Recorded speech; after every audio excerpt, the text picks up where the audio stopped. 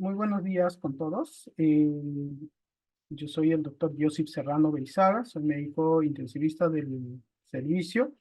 En esta oportunidad yo les voy a dar una pequeña parte de lo que es el monitoreo hemodinámico, ¿no?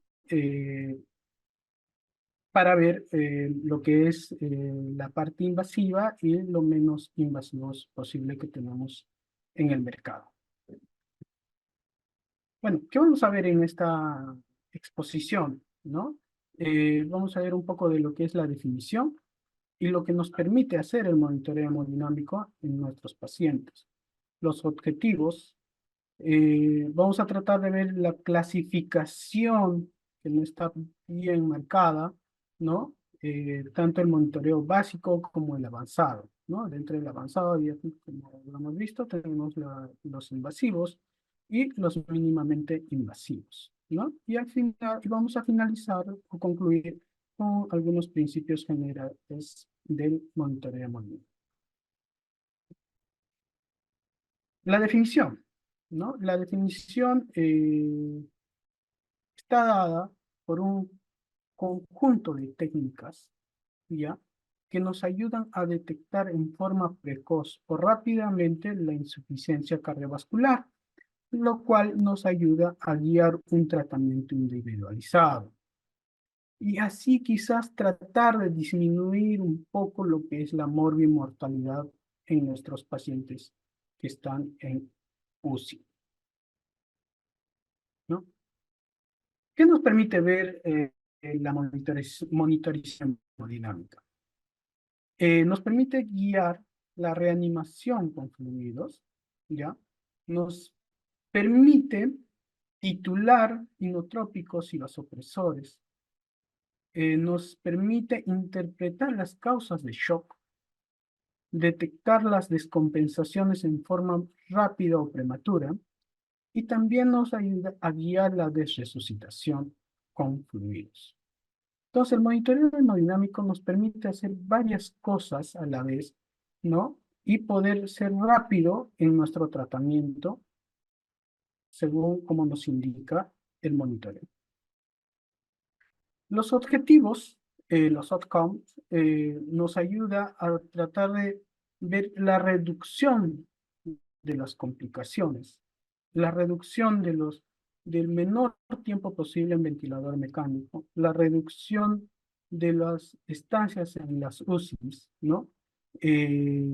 Ver rápidamente hipotensiones o tiempo de la hipotensión que nos pueda dar, disminuir la mortalidad en nuestros pacientes, disminuir el volumen infundido en nuestros pacientes, ¿no? Que se puede ver tanto en diferentes partes como dentro de la misma UCI, o al mismo momento del manejo, dentro del departamento de emergencia, ¿no? Y también a nivel perioperatorio, ¿no? Entonces, los objetivos nos ayudan, eh, que esta monitorización hemodinámica nos ayuden a reducir estos problemas. Un poquito ya de la clasificación, podemos hablar por invasividad, ¿no? Eh, los no invasivos siempre van a ser lo mejor, ¿no? Y dentro de ellas está nuestro manejo clínico, dentro de lo que podemos ver, llenado capilar, diuresis, ¿no? Piel, ¿no? Y también es importante el monitoreo constante de las funciones vitales, como es la presión arterial invasiva, la frecuencia cardíaca, un electrocardiograma, e incluso el mismo POCUS, que ya es importante dentro de nuestro eh, manejo, ¿no? Dentro de las UCIs. Lo otro que podríamos clasificarlo es mínimamente invasivo o mejor llamado moderadamente invasivo, ¿no? Esto se da por mucho en la termodilución pulmonar, ¿no? Los análisis de onda de pulso, la variación sistólica, ¿no? La variación de pulso, para poder manejar a nuestros pacientes con lo mínimo que podamos colocar. Y el más invasivo, estamos hablando de del catéter de la arteria pulmonar o llamado Swan-Ganz, ¿no? Que ya no se utiliza en los últimos años por el problema que trae al ser muy invasivo, ¿no? Ya que entra hasta las arterias pulmonares. Ahora, la otra parte ya sería por su complejidad, ¿no? Estamos hablando de cómo ya manejamos a nuestros pacientes dentro de la UCI. Y esta es la forma más básica que tenemos, siempre va a ser la parte clínica, ¿no? Más el monitoreo continuo en nuestros monitores y viendo todo lo que es las funciones vitales, ¿no? Lo otro es una monitorización intermedia, ya estoy ya con pacientes un poco más inestables, ya necesitan de manejo de una línea arterial, ya necesitan un catéter venoso central para ver PVC o infundir medicamentos inotrópicos o vasopresores, ¿no? E incluso para manejo de la variación de pulso. Y los más avanzados, ya tenemos el monitoreo de onda de pulso, que nos va a medir gasto cardíaco, índice cardíaco, volúmenes sistólicos, resistencias vasculares, ¿no? Que ya son un poco más complejos, necesitan de una máquina para hacer, o de un monitor para poder ser vistos, ¿no? El catéter de arteria pulmonar o son GANS también es avanzado, la termodilución pulmonar, donde está el PAICO, el volumen view, ¿no? Y lo que más importa a veces es, dentro de las UCIs últimamente, es la ecocardiografía, que nos puede medir gasto cardíaco, el TAPS, el MAPS, la presión arterial pulmonar, ¿no? Entonces, y no es tan difícil de realizarlo, pero sí hay que tener eh, un poco de práctica en esta situación, ¿no? Para hablar un poquito de lo que es el monitoreo hemodinámico básico, podemos, o yo lo diferencio en dos pacientes, ¿no? Los pacientes estables, donde siempre tu evaluación clínica debe ser primordial, y un monitoreo continuo básico, donde hay electrocardiograma, presión arterial no invasiva, saturación, frecuencia respiratoria. Estos son para pacientes estables, que están dentro de unidades críticas. Pero ya un paciente inestable necesita más cosas, ¿no? Ya necesita una línea arterial, necesita una vía central para dar vasopresores inotrópicos y medir el PVC, ya necesitan análisis de sangre como gases arteriales, que es muy importante eh, en el manejo del monitoreo hemodinámico. Entonces ya las cosas cambian con un paciente inestable, necesita mayor complejidad en el manejo y mayor complejidad en el monitoreo hemodinámico. Voy a empezar con lo que es el monitoreo hemodinámico invasivo.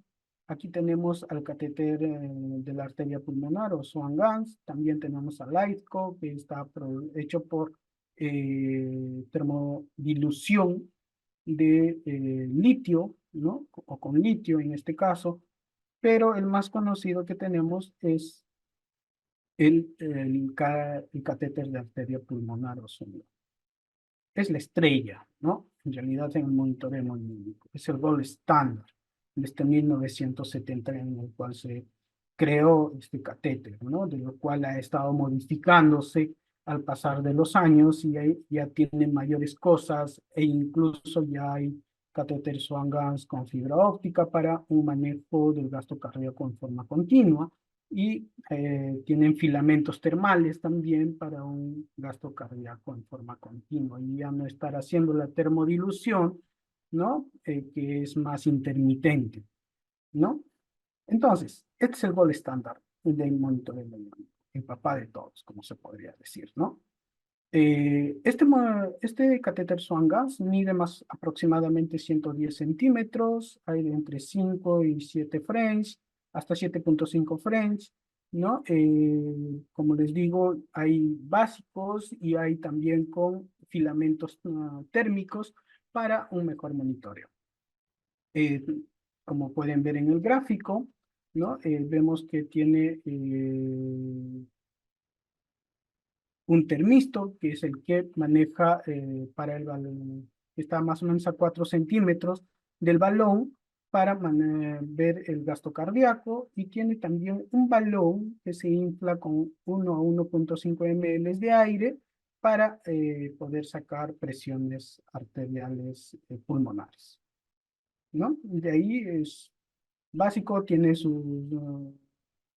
lúmenes de proximal, que termina en la aurícula derecha, tiene su lumen distal que termina cerca al balón, ¿no? Por donde se saca también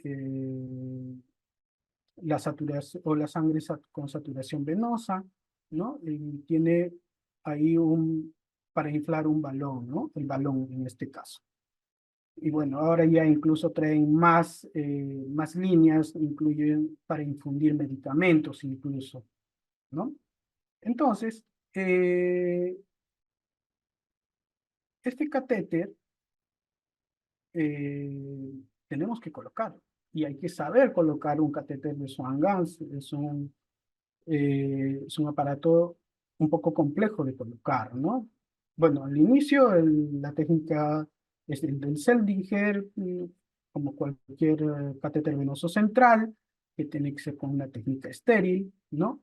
Pero en este caso hay que poner un introductor valvulado, que puede ser en la vena o en la vena yugular o en la vena subclavia. Idealmente hay que preferir el lado derecho, ¿no? Conectar este lumen distal al transductor de presión, siempre hay que calibrarlo antes de ingresarlo. Este se introduce por el, por el introductor, y una vez que llega a la aurícula izquierda, siempre hay que inflar el balón. ¿Por qué? Porque esto nos ayuda a que se guíe y por la corriente de sangre pueda llegar hasta la arteria pulmonar, ¿no? Una vez que entra, nos guiamos, como vemos en la figura, por el auriculograma, ¿no? Donde primero tiene que pasar la aurícula derecha, que está más o menos entre 10 a 20 centímetros, una vez introducido. Luego pasamos a al ventrículo derecho, ¿no? Donde tenemos que ser rápidos porque el riesgo de arritmia, si lo dejas mucho tiempo, puede existir, y es alto, ¿no? Más o menos esto ya está entre 20 a 25 centímetros una vez introducido. Entonces, en este caso siempre hay que guiarse por la regla de los 10, ¿no? Luego, una vez que pasa la aurícula derecha, al ventrículo derecho, pasa a la arteria pulmonar, donde una vez que ya está en la arteria pulmonar, vemos una onda dicrota, ¿no? Que ya nos hace ver que estamos en en la arteria pulmonar grande, ¿no? Esto vamos pasando y las presiones empiezan a caer, y como ven al final, más o menos pasando ya 40 centímetros en tu introductor, ya estaríamos en la arteria pulmonar derecha, ¿no? Entonces, en estos casos, una vez que ya colocaste, puedes desinflar el balón, ¿no? Para ver la presión arterial del pulmonar, ¿no? Y lo puedes inflar para ver la arteria de oclusión de la arteria pulmonar, ¿ya? Entonces, una vez que ya viste eso, necesitas desinflar y comprobar que aparezca la curva como habíamos visto, de la curva de la presión arterial pulmonar, fijar el catéter y anotar la longitud donde has visto la arteria de oclusión de la arteria pulmonar. Y el control radiográfico siempre es importante, ¿no? Como vemos en esta figura. más o menos está en el tercio medial de del tórax, ¿no? Bueno, las utilidades del Swan-Ganz, al ser el gol estándar, mide un gasto cardíaco en forma anteriormente intermitente y ahora ya está incluso saliendo en forma continua. Mide las presiones de la aurícula derecha, del ventrículo derecho, de la arteria pulmonar y la presión de enclavamiento pulmonar, ¿no? También estima la resistencia pulmonar mediante una fórmula entre la arteria de oclusión pulmonar y la presión de cuña, ¿no? También podemos medir la saturación venosa mixta y la diferencial venoarterial de CO2.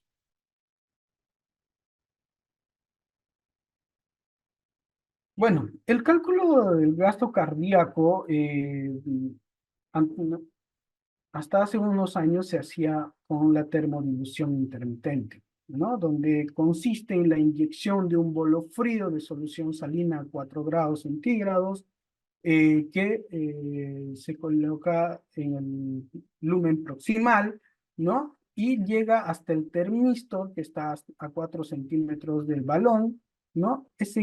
Y sensa el cambio de temperatura para calcular el gasto cardíaco en forma matemática, ¿no? El cálculo lo realiza en forma instantánea en un monitor especializado que tenga eh, este parámetro y lo hace por la fórmula de Stewart-Hamilton, ¿no? Que es una ecuación matemática compleja para que puedas estimarnos el gasto cardíaco en estos pacientes. Esto se debe realizar al menos 3 veces o 3 mediciones que más o menos tengan la misma eh, cantidad de gasto cardíaco y las que no están cerca a ellas es desecharlas, ¿no? Y así puedas tú sacar un promedio de estos tres, ¿ya? Pero bueno, ahora viene ya la termodilución continua, ¿no? Ya estos catéteres de Swan-Ganz vienen con una fibra óptica y vienen con un filamento proximal de calentamiento de sangre, la cual nos da un gasto cardíaco ya casi en forma continua y sin estar poniendo bolos fríos, ¿no? Para tratar de ver el gasto cardíaco. También tiene una medición distal con termistor, el que nos da el gasto cardíaco. Entonces, ha estado evolucionando el Swan-Ganz en los últimos años, pero siempre sigue siendo muy invasiva. Y las complicaciones que trae es son muchas en otras palabras, ¿no? Bueno, para hablar un poquito sobre esto, podemos también sacar la presión de oclusión de la arteria pulmonar, la cual se obtiene en el lumen distal del catéter haciendo un enclavamiento o inflando el balón que tiene este catéter de Van Gas, ¿no? Puede reflejar las presiones arteriales, puede reflejar la presión al final de la diástole del ventrículo izquierdo al acuñar este balón. Se debe realizar esto en una pausa expiratoria si el paciente está en ventilador mecánico y también si hay mucha PIP, esta presión de oclusión de la arteria pulmonar se sobreestima. Entonces, hay que ver estas cosas para poder hacer un buen gasto cardíaco, si no, habría que manejarlo según como nos corresponde. La interpretación, como les había comentado, correlaciona la precarga con la presión al final de las diástoles del ventrículo izquierdo. Podemos determinar la causa de un edema pulmonar con esto, ya sea de tipo cardiogénico o hidrostático, ¿no? lo cual si nos da una amplitud mayor a 18 milímetros de mercurio, podemos decir que es un edema hidrostático, y si es menor a 18, podríamos estar pensando en un edema de tipo inflamatorio, ¿no? Em, y también nos ayuda a estimar la resistencia venosa pulmonar, ¿no? Como les había comentado inicialmente, donde es una ecuación matemática, donde la presión de la arteria, de oclusión de la arteria pulmonar, menos la presión acuñada entre el gasto cardíaco, nos puede dar la resistencia venosa pulmonar. Lo otro que podemos hacer con este catéter es la saturación mixta de oxígeno, ¿no? Eh, ¿Qué nos muestra la saturación venosa mixta? Nos ayuda a realizar, bueno, nos ayuda que es un buen marcador entre el delivery, entre el consumo de oxígeno y el delivery de oxígeno, ¿no? Nos hace ver la relación que hay entre la saturación venosa de oxígeno y el gasto cardíaco, ¿no? Como vemos en la figura de abajo. Eh, Esto se realiza siempre en el lumen distal, es decir, se extrae sangre por el lumen distal y eso lo mandamos al laboratorio, ¿no? Esta relación entre el gasto cardíaco y la saturación venosa es no lineal, ¿no? Donde siempre vamos a ver si hay un gasto cardíaco elevado, la saturación venosa puede estar también elevada, ¿no? En estos casos siempre se ve en la sepsis, ¿no? En la parte inflamatoria, ¿ya? O en las hipervolemias, o cuando damos una terapia vasopresora alta, ¿no? Pero cuando está baja, con un gasto cardíaco elevado, podemos decir que este paciente está con anemia o está con hipoxemia, ¿no? Entonces, acá el transportador es el que está bajo, ¿ya? Pero si este gasto cardíaco tenemos una saturación venosa alta, podemos ser que nosotros estemos dando mucho oxígeno a este paciente, como pasa a veces en manejo anestésico, ¿no? Eh, o en la hipotermia, ¿no? Pero si este gasto cardíaco está baja también la saturación venosa, ahí sí hay que darnos que podríamos estar ante una falla cardíaca, ¿ok?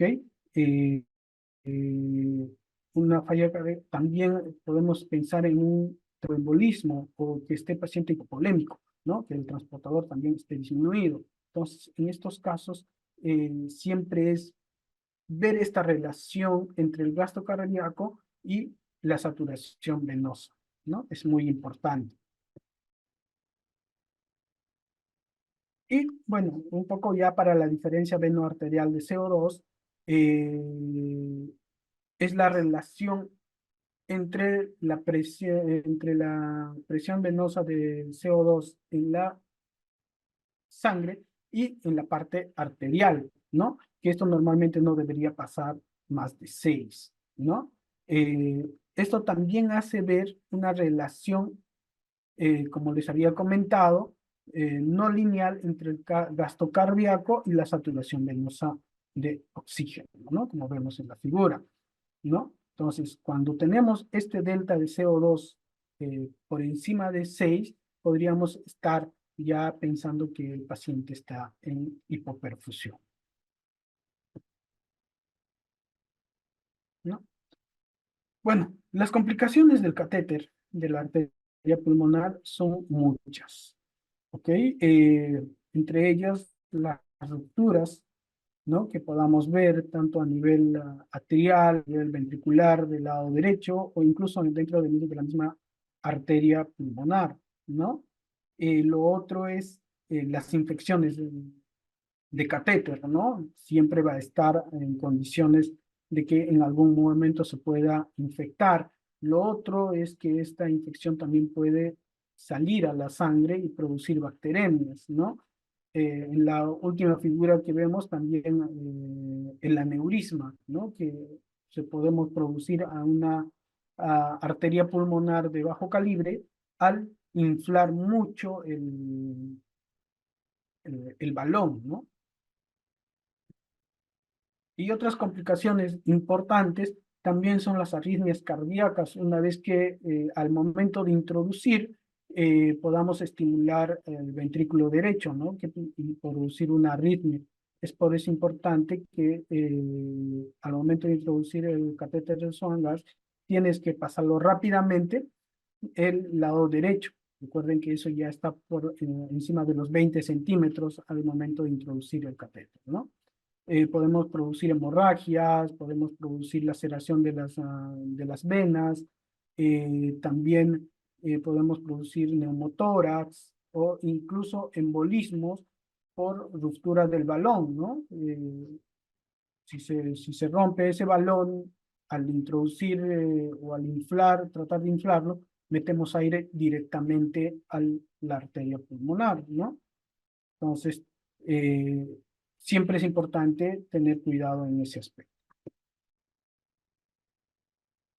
Ahora, la monitorización hemodinámica mínimamente invasiva, o mejor llamada moderadamente invasivo, eh, se da más en la creación de nuevas estrategias de monitorización hemodinámica con el pasar de los años, ¿no? Ya ahora ya las casas comerciales tienen mucho más tecnología y puedan crear algo que no sea tan invasivo, ¿no? Para el paciente, ¿no? Pero igual siguen siendo catéteres o están funcionando con catéteres que te pueden producir más complicaciones, ¿no? En el futuro, ¿no? Acá quiero ver un poquito de lo que es la termodilución pulmonar. La termodilución pulmonar se maneja mucho en los pacientes que ya habíamos conversado anteriormente, por el catéter de la arteria pulmonar, el Swan-Ganz, ¿no? Que anteriormente ya tenía una termodilución intermitente. Los nuevos Paco, el Volumen View u otros también necesitan catéteres, pero estos ya son un poco menos invasivos, pero igual están tanto en la vena, que necesita un catéter venoso central, y uno en la arteria, ya sea femoral o radial, que necesita para la monitorización del gasto cardíaco, ¿no? Eh, Como vemos, la termodilución en el catéter arterial en la figura de abajo es un poco más rápido y cae más lentamente, ¿no? Y es más alto que una termodilución transpulmonar hecho por el sistema PAICO, ¿no? ¿Por qué?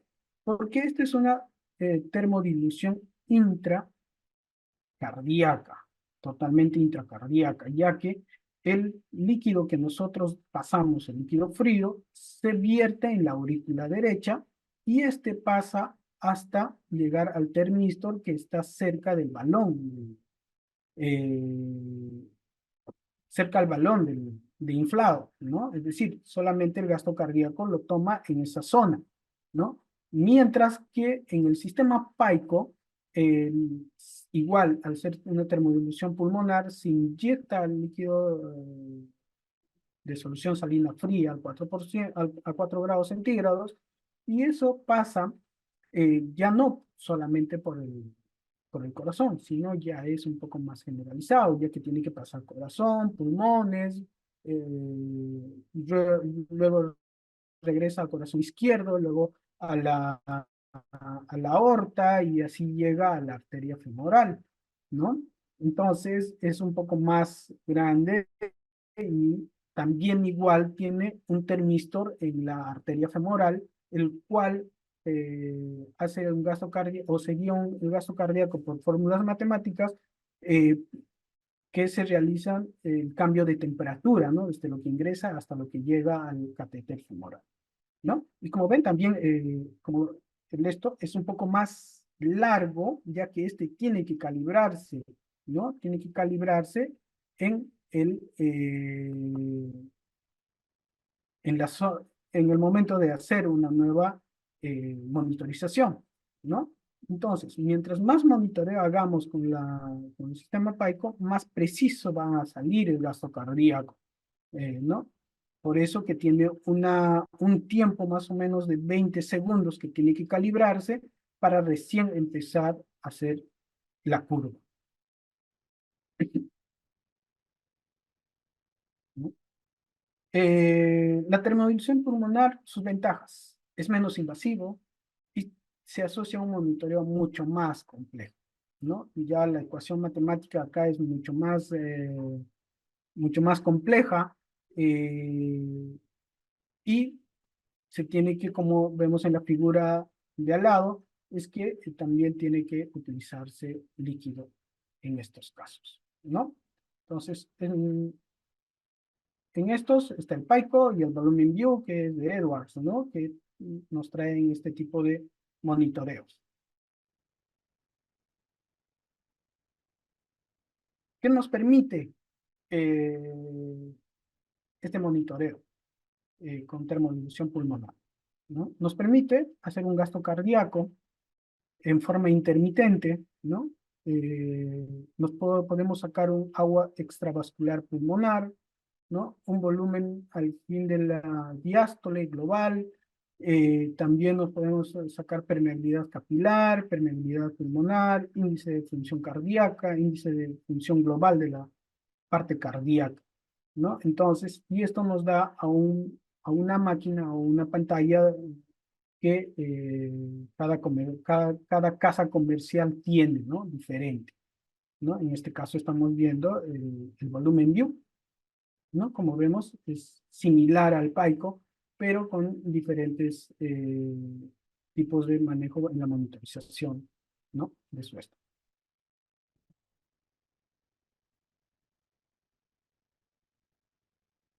Como les comentaba, eh, esta termodilución pulmonar tiene que tener un monitor separado, un monitor que solamente maneja tanto volumen view como el PICO, ¿no?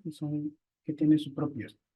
Algunos ya acoplados a máquinas que tenemos en las UCIs, ¿no? El gasto cardíaco se saca en forma intermitente por la termodilución transpulmonar.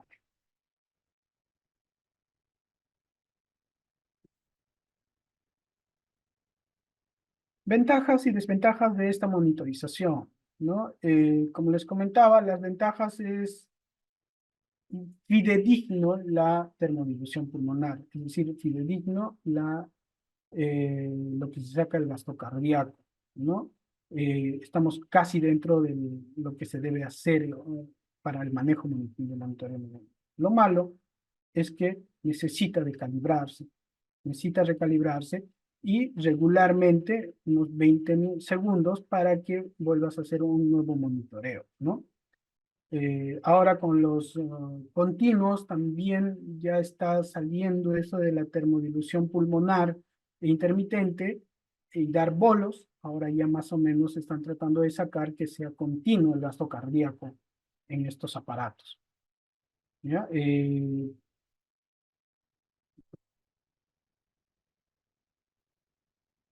La otra forma de cómo podemos sacar un gasto cardíaco es el análisis de contorno de onda de pulso, ¿ya? En estos casos tenemos el FlowTrack, que es el que más conocemos en el mercado, ¿no? Estos te dan un método de cálculo de volumen sistólico y de gasto cardíaco. Se da de latido a latido en tiempo real. No necesita de una termodilución, ya que solo puede estar conectado simplemente a una línea arterial, ¿no? Y esto te da en forma continua el gasto cardíaco y otros parámetros, ¿no? Como el volumen sistólico. Entonces, esto ya es un poco menos invasivo que los dos anteriores, ¿no? Entonces, en estos casos, eh, la monitorización puede ser fidedigna, pero también va a depender de cómo esté hecho la parte matemática de los monitores en estos casos, ¿no?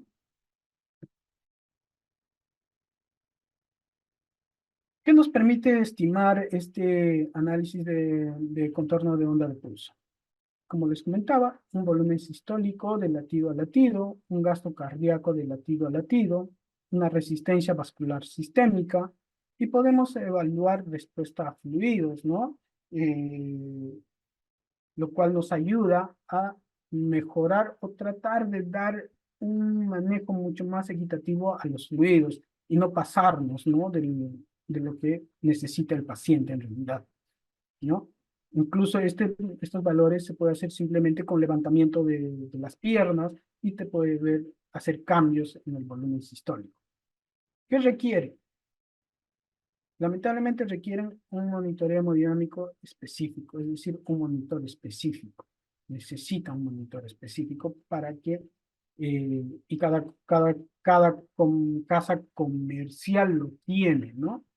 Necesita de transductores, necesita de una línea arterial, eso es un poquito mejor que las dos anteriores, y no necesita que el paciente esté en arritmias, una arritmia persistente como una fibrilación auricular, ya que eso varía mucho el gasto cardíaco y el volumen sistólico del paciente que estamos manejando, ¿no? Eh, El otro dispositivo es el Doppler esofágico, ¿ya? Llamado Cardiocu, ¿no?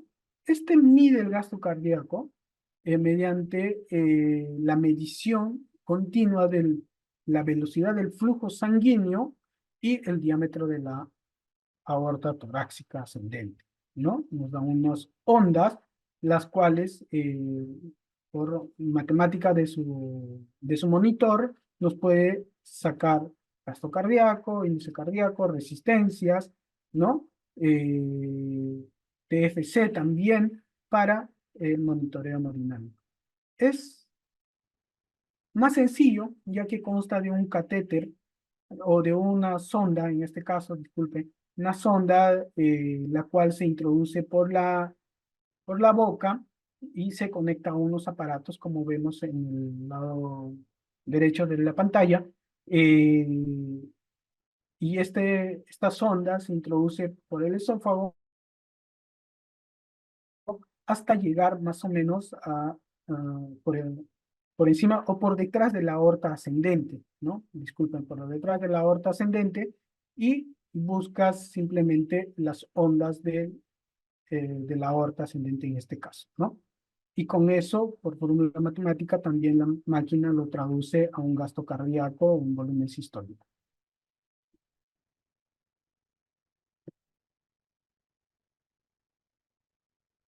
Bueno, ya para terminar, voy a hablarle un poco de lo que es la ecocardiografía, ¿no? Que es muy esencial en nuestros pacientes críticos, ¿no? La ecocardiografía a pie de cama del paciente y el POCUS, ¿no? Que se da en pacientes con shock.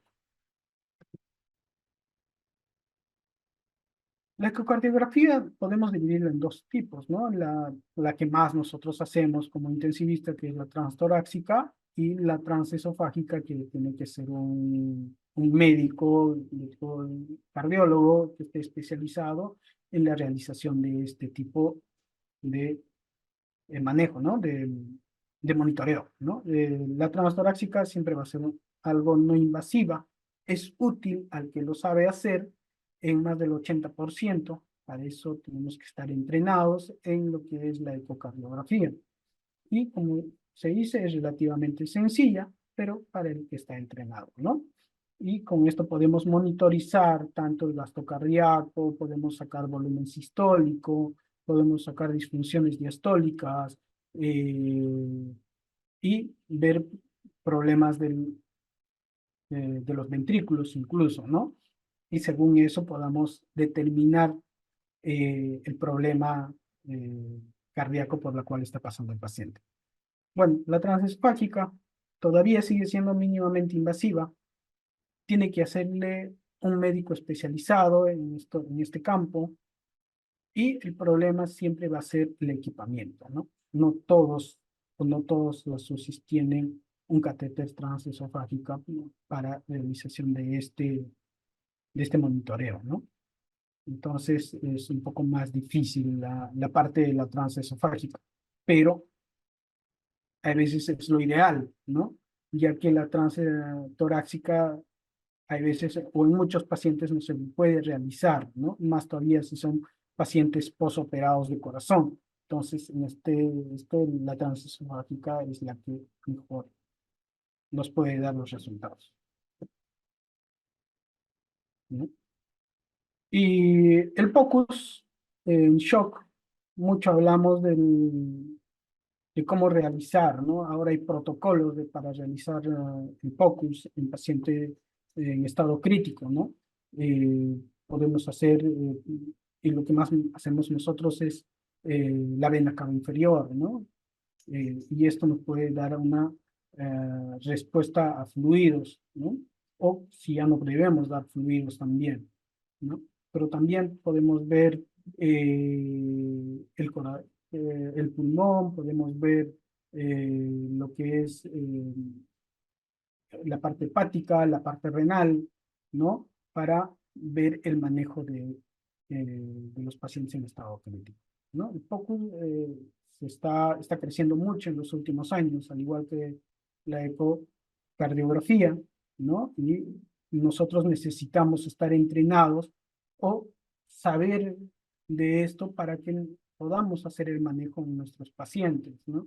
Y ya que está a la mano en algunas UCIs, tener un ecógrafo y poder hacerlo rápidamente, un ecocardiograma o un focus eh, de la vena cava o del pulmón, ¿no? Entonces, esto está creciendo y va a seguir creciendo. Y para eso necesitamos estar mejor entrenados, ¿no? Cada vez más. Eh, Vamos a terminar con esto, con lo que es la bioimpedancia y la bioreactancia. Eh, Son monitoreos hemodinámicos, ¿no? Que se pone en forma externa a los pacientes, a nivel de la piel, ¿no? Unos pueden estar a nivel del tórax o a nivel del cuello, los que están con bioimpedancia, ¿no? En este caso la bioimpedancia tiene 8 electrodos, 4 en el cuello, 4 en el tórax, ¿no? La cual circula una corriente de baja amplitud, pero de alta frecuencia, ¿no? Lo cual detecta un cambio en la impedancia secundaria a los cambios respiratorios en el volumen sanguíneo del tórax, ¿no? Y según eso, nosotros podemos ver el gasto cardíaco, que también igual son por fórmulas matemáticas, ¿no? Eh, no es tan recomendable, y más todavía si los pacientes tienen algunas interferencias, ¿no? Como el edema pulmonar, el derrame pleural, una frecuencia mayor a 140 por minuto, ya eh, te desordena el gasto cardíaco, ¿no? No es ya tan verídico ese gasto cardíaco si tenemos estas cosas en el paciente. La bioreactancia, eh, bueno, igual que la anterior, pero en este caso mide los cambios de frecuencia de corriente que pasa por el tórax, ¿no? También consta de 8 catéteres, 4 en la parte anterior del tórax, ¿no? Y la parte anterior superior del tórax y las otras 4 en la parte inferior del tórax, ¿no? El más conocido en estos casos es el CHICAP, ¿no? Que tenemos en el mercado, ¿no? Ahora, tanto la bioreactancia como la bioimpedancia no están del todo para un buen manejo de monitoreo hemodinámico, ¿no? Tienen muchas limitaciones, lo cual nos podría dar un mal patrón del gasto cardíaco o del volumen sistólico e incluso de las resistencias, ¿no? Entonces, eh, estos necesitan que introduzca algunos parámetros para que te pueda sacar otras cosas más, ¿no? Como las resistencias o incluso delivery de oxígeno, ¿no? Entonces, pero necesita que tú introduzcas esto.